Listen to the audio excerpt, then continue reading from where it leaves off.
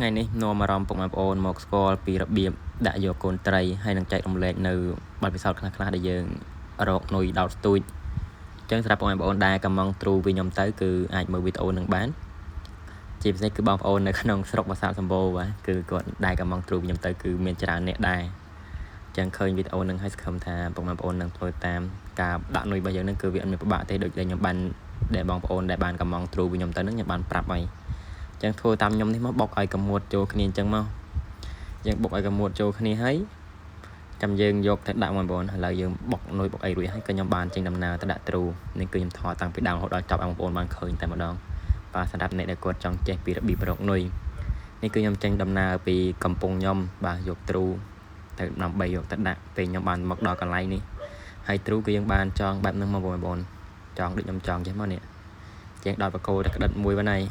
ចឹងយើងដោតខាងក្តិតមួយមកគឺអាមុខយើងមកចងទៅចងពេលយើងដាក់នុយហើយយើងចងទៅសន្ទះមកនេះគឺគ្រាន់តែជារបៀបដែលខ្ញុំធ្លាប់ដាក់ទេ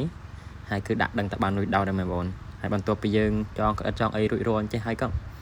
ទ្រូដែលពុកម៉ែបងប្អូនបានកំងពីខ្ញុំទៅគឺដូចគ្នាអញ្ចឹងឯងហើយយើងក៏មាននុយដូចខ្ញុំប្រាប់មិញពីដើមវីដេអូហ្នឹងគឺបុកនុយមកលាយចូលគ្នាឲ្យវារៀងកមួតមកកុំឲ្យតែ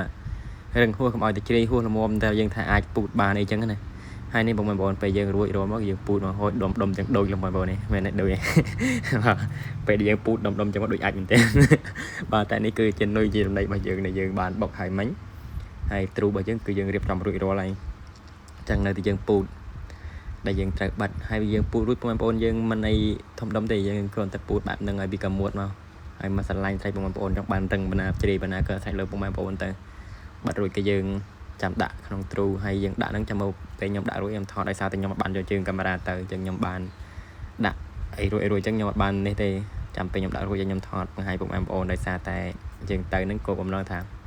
អត់សូវមានគោលបំណងថតតែដំណឹកឃើញថាបានថតហើយពេលខ្ញុំដាក់បងប្អូននេះគឺវាមានប្រឹសទ្រូយើងដឹងតែមានប្រឹសហើយចឹងយើងដាក់ជុំវិញអញ្ចឹងមកមិនដាក់ជុំវិញក៏អត់ទៅបិទមកល្មមឲ្យវាជាប់ទៅអញ្ចឹងបន្ទាប់ពីយើងដាក់រួចគឺយើងចងសន្ទះចងអីទាំងបងប្អូនឲ្យវាមិន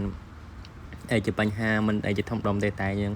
គ្រាន់តែធ្វើវីដេអូបង្ហាញសម្រាប់បងប្អូនដែលគាត់ឆ្ងល់អត់ទាន់ដឹងពីរបៀបដាក់អញ្ចឹងជាពិសេសគឺបងប្អូនដែលគាត់បានកំងទ្រូពីខ្ញុំទៅគឺរៀងច្រើនដែរអញ្ចឹងគឺគ្រាន់តែសន្យាមួយគាត់ថាចាំខ្ញុំធ្វើវីដេអូបង្ហាញអញ្ចឹងឥឡូវខ្ញុំបានធ្វើវីដេអូបង្ហាញពួកគាត់ហើយអញ្ចឹងអរគុណមែនទែនសម្រាប់បងប្អូនដែលបានកំងទ្រូបន្ទាប់ពីយើងដាក់រួចបងប្អូនខ្ញុំបានថតដល់ពេលកន្លែងដាក់ទេអញ្ចឹងមើលហើយនេះកន្លែងដាក់តែលើបងប្អូនដាក់ទៅដាក់ទឹកត្រឹមជង្គង់ក៏បានត្រឹមដាប់កតោក៏បានដែរដាក់រាវមើលទៅកន្លែងណាវាអាចតំណងអញ្ចឹងយើងមើលទៅជាក់ស្ដែងហើយត្រីគឺមកទ្រូនឹងគឺត្រីខ្លាំងមែនទែនអញ្ចឹងវីដេអូខ្ញុំមានតែប៉ុណ្្នឹងទេបងប្អូនជួបគ្នាវីដេអូក្រោយបាយអរគុណច្រើន